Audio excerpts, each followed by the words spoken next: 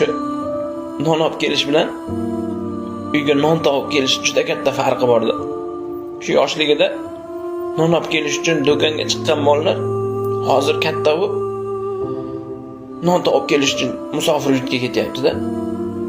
Bir akaga savol berdim, ancha yildan beri musofirda yurar ekan. Qancha yildan beri musofirda yurasiz aka? Desam, boyagi 20 yildan beri borib kelib yuraman, deyapti. Qiyin emasmi, qiynalmayapsizmi desam, qiynalyapman dedi. Qiynalayotgan bo'lsangiz uyga qayting, o'limdan qo'rqmaysizmi deb savol berdim. Boyagi aka kulib, uyda 10 kishini qiynalganidan ko'ra musofir yurtda bir kishini qiynalgani yaxshiroq. Bir kishini qo'li qora bo'lgani yaxshiroq.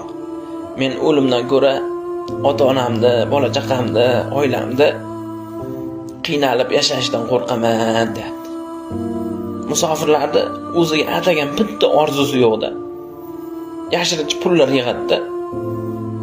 O'zimga usti bosh olaman, bir joyga aylanganib boraman deydi. Uyda bitta problema bo'ladi. O'sha pulni shunday beradi.